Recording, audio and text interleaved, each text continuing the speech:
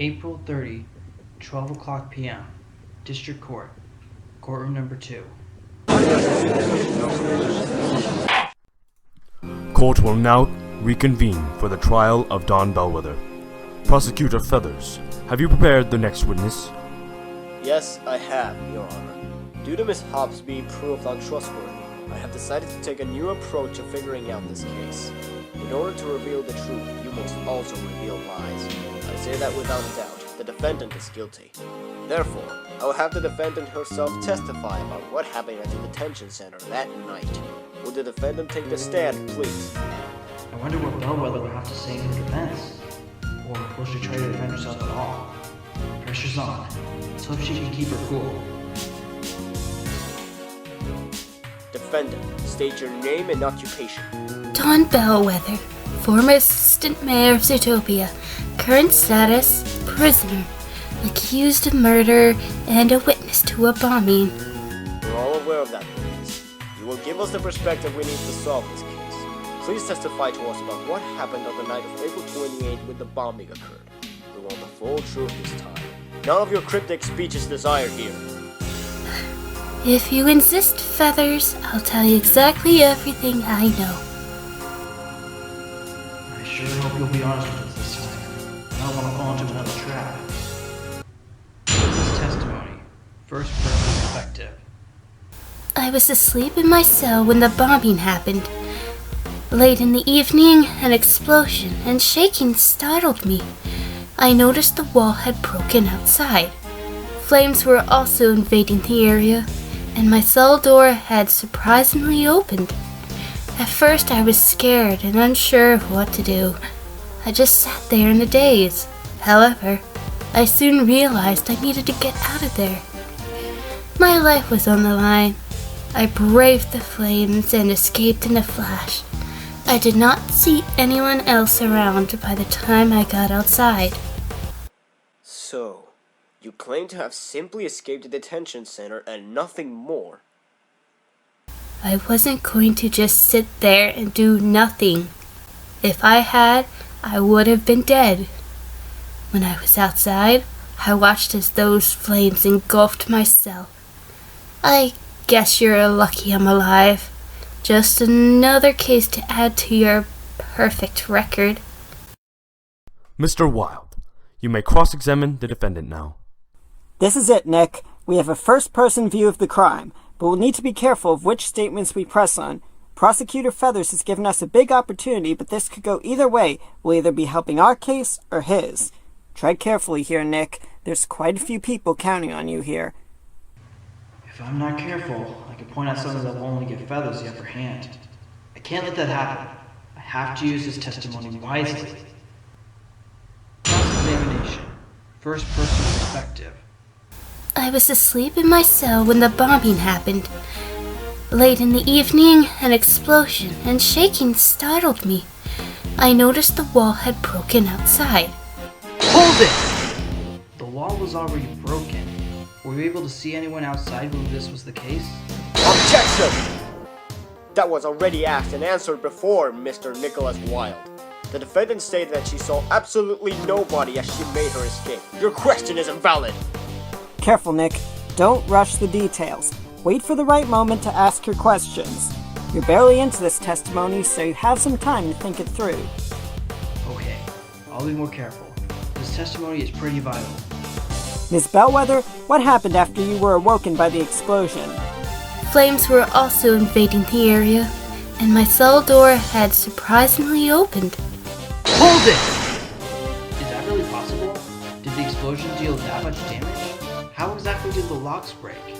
The locks in the detention center are not physical. The doors are operated electronically. Should there be a breakdown in the mainframe, the locks shut down and all the doors are opened. The part of the wall that had been destroyed likely contained a major operating point for the locks. That's why I was able to leave so easily. Electronic locks added to court record. These locks, did the criminal know about this too? This was a really intricate escape plan. At first I was scared and unsure of what to do. I just sat there in a daze. However, I soon realized I needed to get out of there. My life was on the line. I braved the flames and escaped in a flash. I did not see anyone else around by the time I got outside. Objection! Sorry, but I don't believe that, Miss Bellwether. Not for 1 second. You're my lawyer and you don't believe me. That's reassuring. Miss Bellwether, your story would be the full truth if you hadn't left one person out of the equation. I don't see what I'm missing here. Mind filling me in, Wilde? While giving your testimony, you left one important person out. Of course, the one I'm talking about is... Take that! It doesn't matter if we don't know who they are yet. Despite your quick escape, you should have seen the murder victim, alive, dying, or already dead. After all, it's been determined that they were killed right next to your cell. If you insist that you saw absolutely nobody on your way out, then I say your words are bogus. Did you really not see the victim when you escaped? I want an answer. Your words don't intimidate me, Wilde. You may be my lawyer, but I sure as heck don't have that much trust in you. Defendant, please answer the defendant's question. Did you see the victim when you escaped or not? Yes, Your Honor. I saw the victim. I saw him burning to death. Your Honor, the defense requests another testimony. The defendant will tell us what she knows about the victim. And also the weapon. She has not even touched on this detail yet. Yes, the court accepts these requests. Defendant, please testify on the matters of both the victim and the weapon. The victim is one of the biggest pieces to this case. If we can get enough good details about these topics from the next testimony, then we could gain a huge lead. I'm ready for it, Choppers. I'm ready for anything this testimony has coming. Witness testimony. The victim and the weapon. When I had woken up, I heard some noises just outside my cell. They sounded like other people were out there. When I exited my cell, I heard a guy screaming, and then I noticed his body burning to a crisp. I was too shocked to do anything about it. As for the weapon, I found it outside the detention center. I picked it up to examine it, which is how my prints got on there. Then I realized the mistake I made. I dropped it and ran off. That's all I can really say. You recognize the victim? Not exactly. All I could make out is that it was a male by his appearance and his voice. If I knew exactly who it was, I would have said something already. I've given you everything I know. Are you satisfied? Honestly, I'm not satisfied at all. I won't be until the whole truth has been shown to the court. Victim's profile updated in court record. Do you think this information about the victim will help in any way? All we know is his gender. It's kinda hard to say, but the cross-examination should reveal a lot of stuff that we really need. There's still a lot of unanswered questions here about the scenario, but I'll make sure we find the keys to solving this case. Honestly, you have a much better attitude about this case than I do. Good luck, Nick. Cross-examination. The victim and the weapon. When I had woken up, I heard some noises just outside my cell. They sounded like other people were out there. Hold it! So these noises were actually voices. Please describe them in any way. Let's see. Both male, yet quite different from each other. I heard this calm voice that quickly turned into screaming. That must have been the victim. Another one was kind of shrill the whole way, but I didn't hear much for him. If you're wondering about what they were saying, it sounded like an argument, but I couldn't make out any of the words. Aha! That's one piece of vital information I could use. I'll say you need to add it to the testimony, but it's definitely something to keep in mind. Looks like Prosecutor Feathers might see where this is going too. When I exited my cell, I heard a guy screaming, and then I noticed his body burning to a crisp. I was too shocked to do anything about it. Hold it! So you caught sight of the victim in the moments he was dying. Were there any noticeable features? He was, kinda slender, but that's all I could make out from what I remember. There was also the deep wound on his back, which was also burning away. Truly a sickening sight. Sickening indeed. Seriously, Boomer? I think you're overthinking this. Jeez. As for the weapon, I found it outside the detention center. I picked it up to examine it, which is how my prints got on there. Hold it! I know you're not an investigator or anything, but could you find anything else on the knife? For example, traces of any other fingerprints, or anything noteworthy about the design? Well, the handle's shape was a bit out of whack. It practically looked like it was crafted by a toddler. Odd design aside, I could make out the other fingerprints. Tons of them. In fact, as the prosecutor stated at the beginning, there was the signs of a struggle. I'm sure one of those sets is indeed the victim's. Murder weapon updated in court record. I'm making quite a bit of progress with this testimony. Got some updates, and now there's more info about the victim's weapon. But I still can't find the contradiction, if there is any. Focus hard on it. Then I realized the mistake I made. I dropped it and ran off. That's all I can really say. Hold it! Last statement in the testimony. Gotta make it count. Is that really all you have to say? What about anything you saw when you were escaping?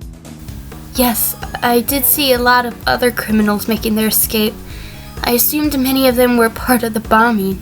I may have even recognized one or two of them, and I'm sure there were others about to flee from the inside the building as well.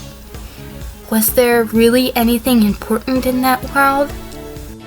Nick, was there anything important?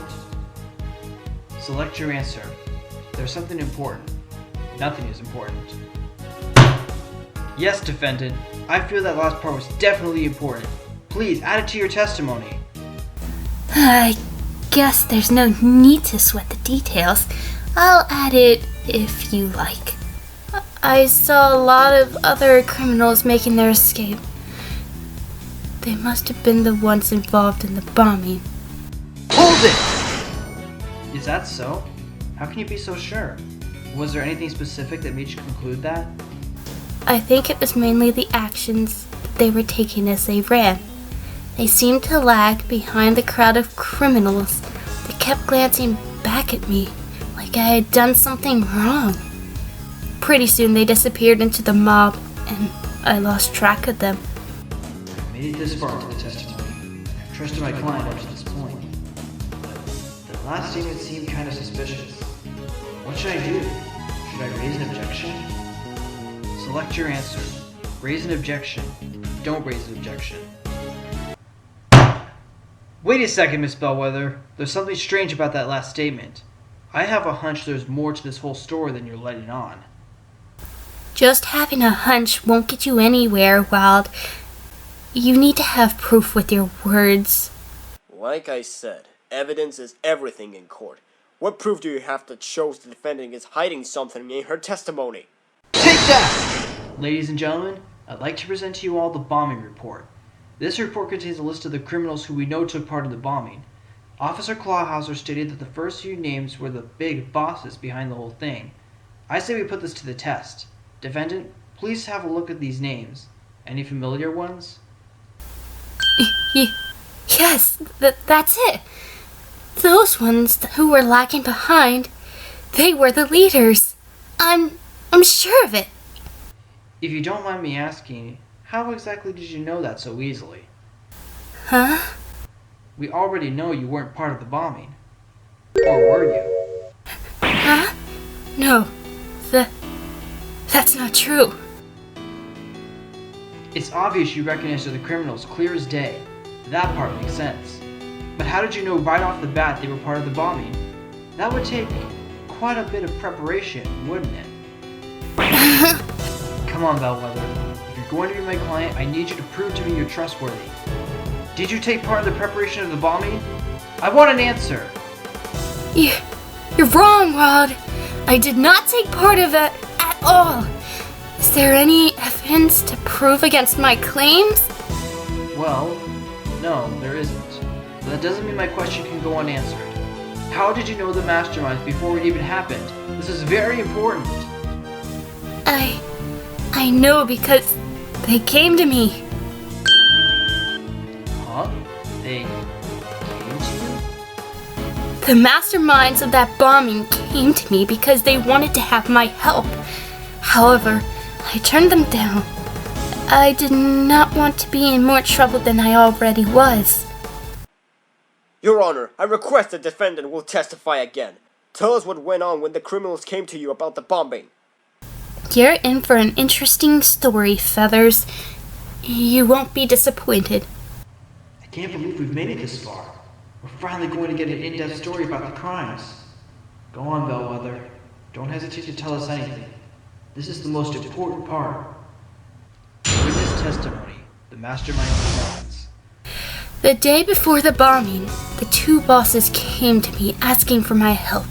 They wanted my help in secretly crafting the bomb. It was to be even more powerful than what was actually used that night. They even listed off some of the other criminals that were already convinced. I was surprised by the actions they had taken. Despite all that, I turned them down. I was enough trouble for my conspiracy already. I didn't need two major crimes against my belt. This is an impressive testimony. I'm surprised you remember that meeting so well. And I'm surprised that I'm not dead where I'm standing right now. Knowing there were so many criminals, I expected one of them to be in this courtroom at the ready with a sniper. That's one more thing to be relieved about. Now, let's get on with it. Mr. Wilde, you may begin your cross-examination. I'm getting so close here. All I need to do is find something, anything that'll lead away from her. And at this point in time, there seem to be a lot of things I can use. Which one would be best? At any rate, I'll figure this out. I'll find the answer. Cross-examination. The mastermind's plans. The day before the bombing, the two bosses came to me asking for my help. Hold it! There are tons of people from the detention center. Why did they come to you specifically? It was probably because of my previous experiences with crime and weapons. My old team, I had quite the advantage with our knowledge of the night howlers. Also, we used to have several tranquilizers and pistols on hand. The bosses assumed that I would have easy access. They overlooked quite a few details, despite the plot being successful. Ah, yes. The old night howler incident. That really be why the bosses selected her as a potential member? So, what part were you supposed to play in the bombing? They wanted my help in secretly crafting the bomb. It was to be even more powerful than what was actually used that night. They even listed off some of the other criminals that were already convinced. I was surprised by the actions they had taken. Hold it! Other criminals. Do you remember any names? For the most part, the bosses wouldn't give out any names, just the roles of each. However, I pressed them into spitting out more information. I honestly didn't want the whole thing to go through. They gave me some names. Some I recognized, and some I didn't. I received word during the recess that all escapees have been apprehended once more. Hopefully the new names will match what the defendant states. Bomb report updated in court record. This may be just what I need. Miss Bellwether, please add that last part to your testimony. Tell us the names you heard from the bombing masterminds. That's a risky move you're taking, Mr. Wilde. Again, I could die at any moment. But this is the cross-examination. Your time to shine. Your wish is my command. Finn, Alice, Hans, Tyrell. Those are the names from the bombing that I remember the most. Objection! Before I go on with the reason for that objection, I want to be sure of one thing. Prosecutor Feathers, you're sure that all the criminals have been locked up again, correct? Yes, that is true, Mr. Wilde. All of them are accounted for. Good, because this next part is important. Out of the names of the defendant listed, one stuck out in particular, Hans. She states this person was part of the bombing, but looking at the completed report, this name is nowhere in sight. This is the most important contradiction of all. It holds the key to unlocking this case. Order in the court. Mr. Wilde, where are you going with this? How does this one name have any significance? Let me repeat myself, Your Honor. This is the only name the defendant mentioned that is not listed in the bombing report. Now, why would that be? This report lists every single criminal. Or does it? How? How would that be possible, Mr. Nicholas Wilde? Tell me how, this instant, unless the defendant was lying to us again. No, this is no lie.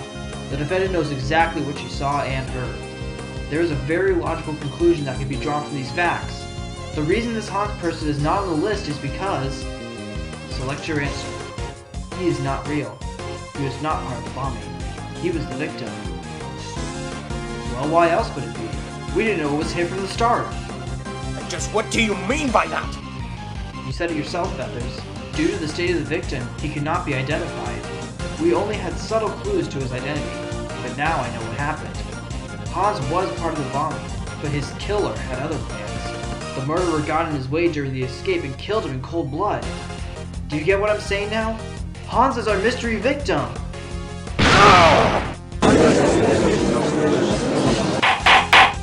Order! Order in the court! I am very impressed by this discovery. But how can we know for sure this is the victim you're talking about? There is no possible way to prove this, Your Honor. The defense does not have any decisive evidence to prove this claim. That is fact. There's no working around it, Mr. Nicholas Wilde. Your Honor, the ZPT has made discovery regarding the murder. Please, come in, officer. Tell us what you've found. Now, we can only wait. Let's hear it. I don't believe it. The defense had it right this time. The victim is Hans Weaselton, who had been serving this time for a few years before the bombing and murder ended his life. Once his identity was found out, it was determined that his fingerprints were on the knife with the defendant's. He was knocked out to the ground and brutally murdered by his stabs to the back. The investigation team has also found another witness who claims to have seen the defendant. This witness should be brought in at once. The court will allow the prosecution time to prepare this witness. We will take a 15-minute recess. Court is adjourned. April 30, 1 o'clock p.m. District Court, Defendant Lobby Number 2. There's a lot of suspense in the air now. We're waiting on one final witness. Wonder who it could be. If their testimony ends up being true, then this whole case could be lost. This is it, Nick. Only one round of testimony left. Whoever this last witness is, the prosecution plans on having them be the most decisive they could be. Prosecutor Feathers doesn't give up easily on his cases. Even though I've gotten close to having a victory against him, he just finds a way out. But that should never be a problem. He has his weapons and we have ours. We have to give it our all. Hey, Nick. Oh, Carrots? What are you doing back here again? I got some good news. I decided to head back to the crime scene before the trial started, and I found this year where the victim was. It seems kind of useless, but I have a feeling it had got some use in it. It's a toothpick? Yes, but that's not something you would find in the halls of the detention center.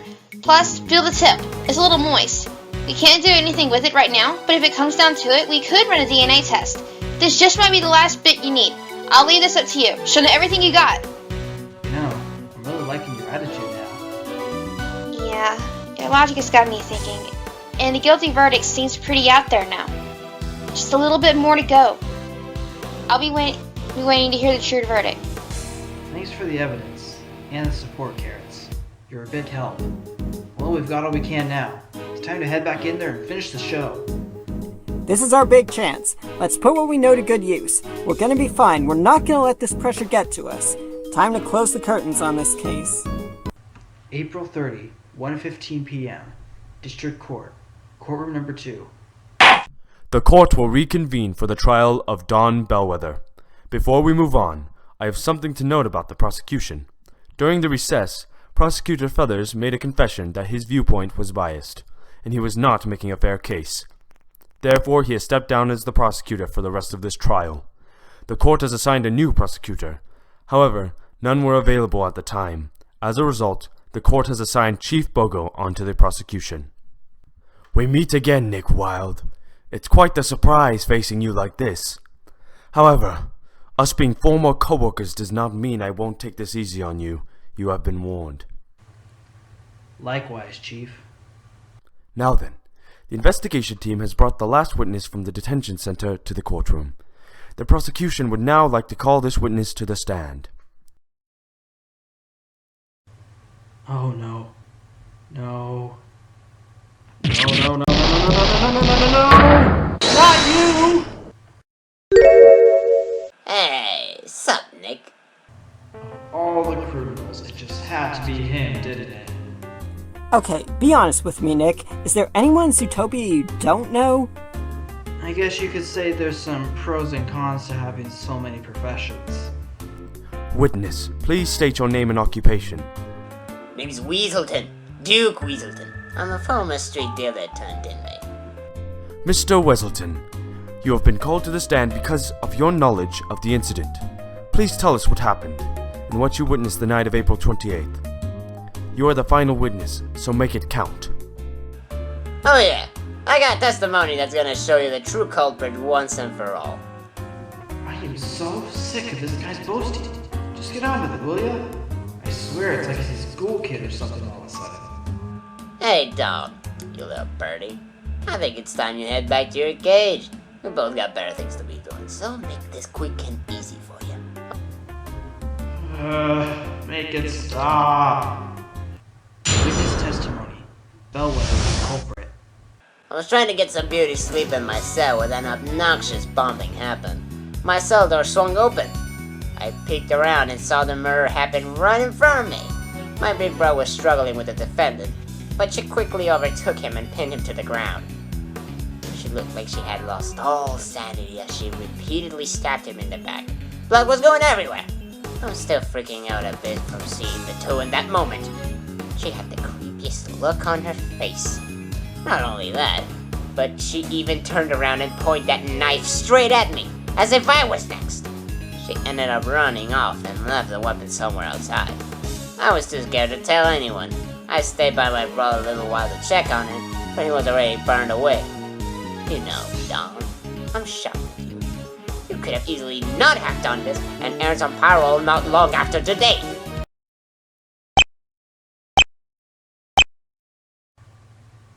You gotta be kidding!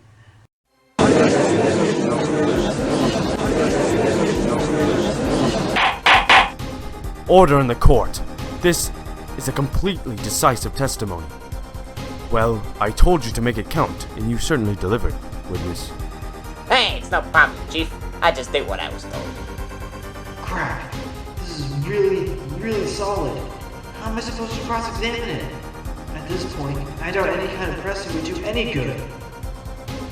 Mr. Wilde, you may begin your cross-examination. No, Your Honor. I'm not ready.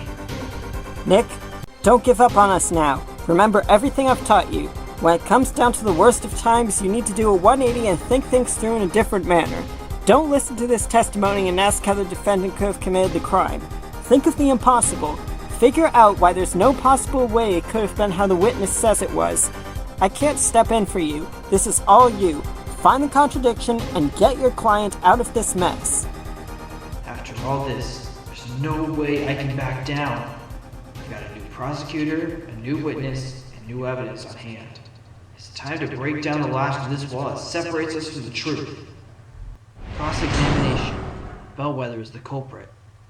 I was trying to get some beauty sleep in my cell when an obnoxious bombing happened. My cell door swung open. I peeked around and saw the murder happen right in front of me. My big bro was struggling with the defendant, but she quickly overtook him and pinned him to the ground. She looked like she had lost all sanity as she repeatedly stabbed him in the back.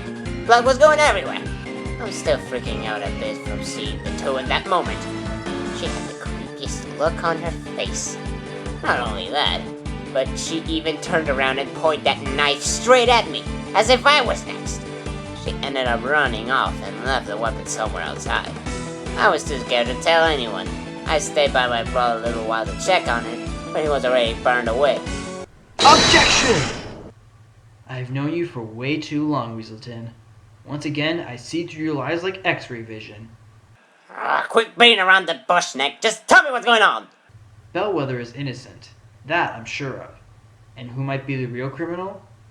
Well, Your Honor, I hereby indict the witness Duke Weaselton as the culprit.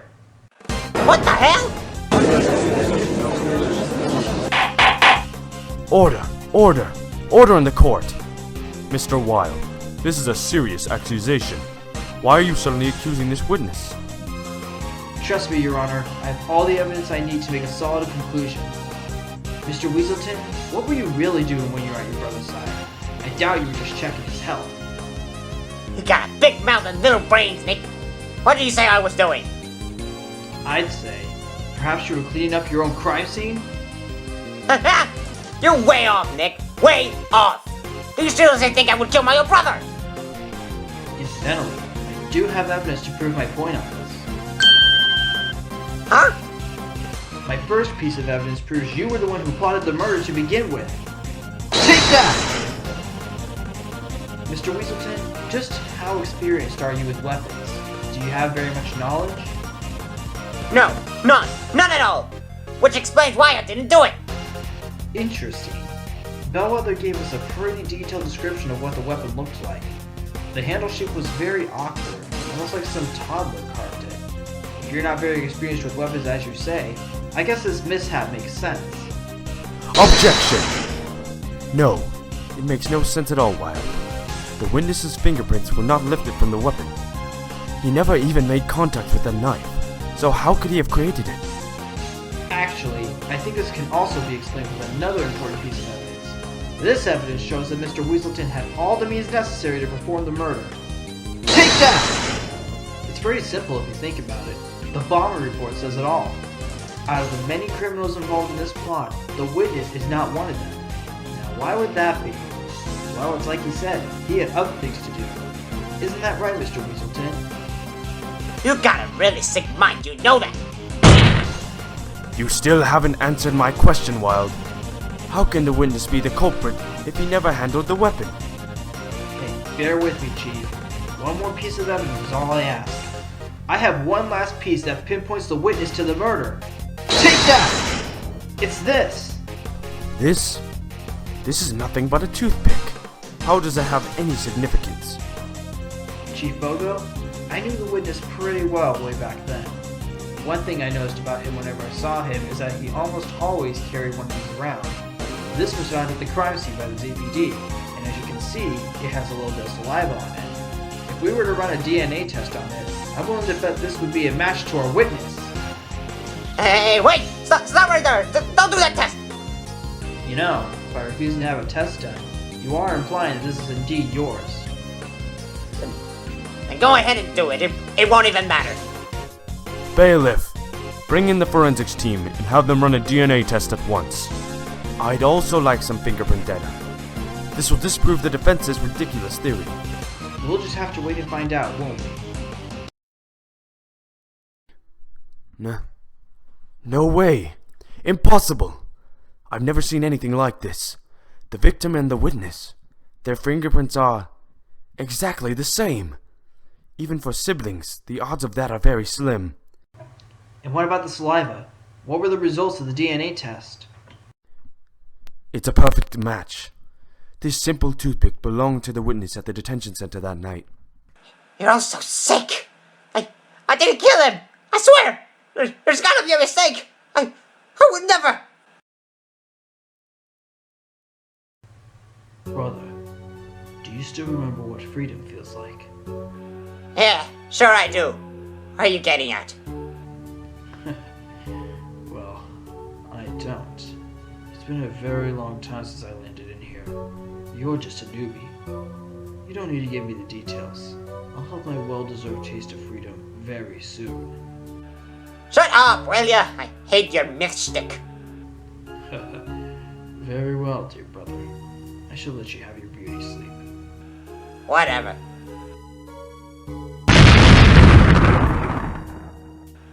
What the hell is going on here? I told you, brother. I have my freedom. I've been looking forward to this moment. And now I'm about to be free. I'll be seeing you in another lifetime, brother. You treacherous swine! You'll pay for this! Hey, where'd you get that knife? Put that down. You always leave me out of your grand schemes. Always getting the better loot. I'm tired of playing second fiddle to you. You will pay with your life! No. No, brother. Stay back. Duke, stop! No! Look on the bright side. At least you no longer owe me.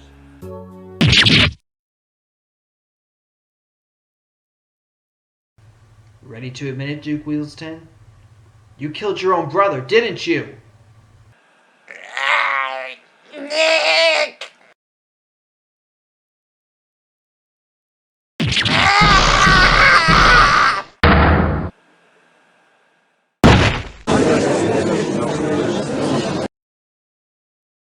Chief Bogo, what is the witness's current state?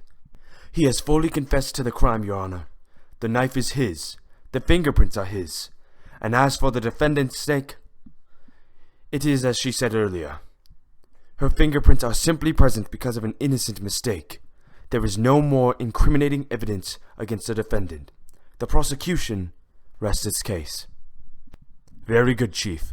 If nothing else is to be added from either side, then I shall now pass my verdict. This court finds the defendant, Don Bellwether, not guilty. Court is now adjourned. April 30, 1:50 p.m. District Court. Defendant Lobby Number 2. Nick, let me just say you are amazing. You just won your first case against Prosecutor Feathers. Not only that, you proved a former criminal innocent. Those are big accomplishments for a rookie. Well, not really. For one, we won against Chief Bogo, not Feathers. I suppose the true victory will come later. By the way, where is the defendant? I wanted to have a word with her. She's already been taken back to the detention center in a new cell. She still has her time to serve. Hey, Chief. Good job in there. Stop right there, Nick Wilde. I'm supposed to be congratulating you. Well, I am still surprised to see you in this new position. I have to admit you showed some skill in there.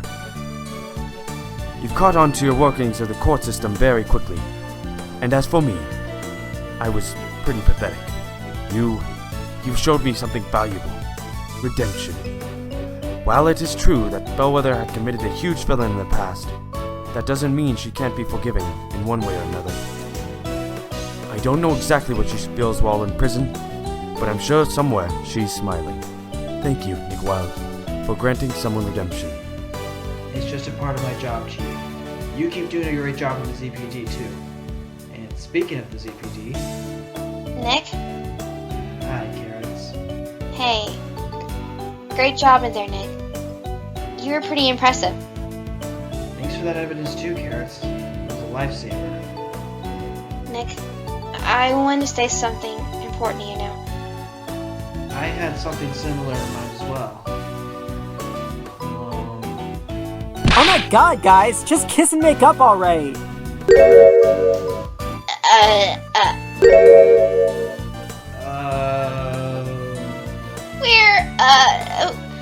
We're just friends for now, Boomer.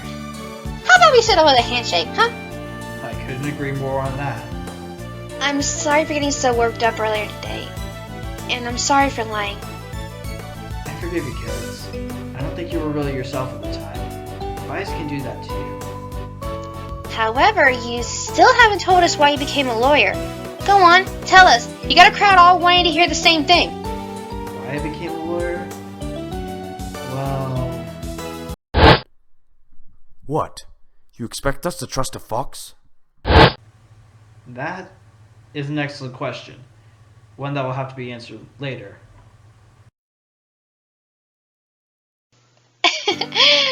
You dumb fox. Always acting so sly and mysterious. Did I ever tell you that I love that about you?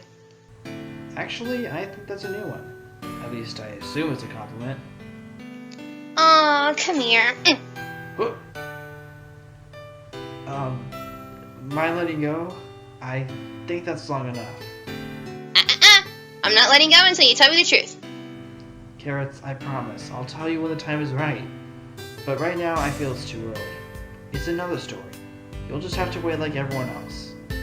You really like keeping us in suspense, don't you, Nick? I guess that's who you are. You're dang right it is. Now, as much as I enjoy this mushy makeup moment, I'm really craving some chow right now. Let's get out of here and celebrate another victory. On me. I'm right behind you, Nick. Just don't make me get beef and barley soup or something. Blah! You really crack me up, Carrots. Off with more friends after another victory. Man, it feels so relieving to be done with another case, especially one as important as this. But somehow, even with Bellwether found innocent, I have a feeling none of our stories are close to being finished. Whether her or me, Boomer, Judy, or anyone else, we have our own paths to walk. I can't wait to see what lies ahead. Nick, stop talking to yourself and let's go! Gotta go. Destiny calls. Or in this case, lunch. Detention Center. Cell A115. Well, here I am again, still in jail, and it will stay that way for a long time. But despite all that, I feel surprisingly relieved. I may be a felon, and yet I'm happy to be here in this case. Nick Wilde, I never got the chance to tell you I'm sorry for doubting you. After all, you granted me redemption in the end. You've made me realize I'm not really all that bad, am I? There's almost always someone worse out there. You got me thinking about what I did way back then. What was going through my mind? To be honest, I don't really know myself anymore. Maybe I was mad, upset, scared. Perhaps I was trying to live a fantasy I knew I couldn't be real. I only have myself to blame. If I ever make it out of here someday, I'll be sure to track you down and personally thank you. Thank you, Nick and Judy. You've given me a second chance, and I can tell it's gonna be worth it. You've made one more citizen happy. Doesn't that make all of us feel just great? I'll see you soon. Case 2. Turnabout Redemption. The end.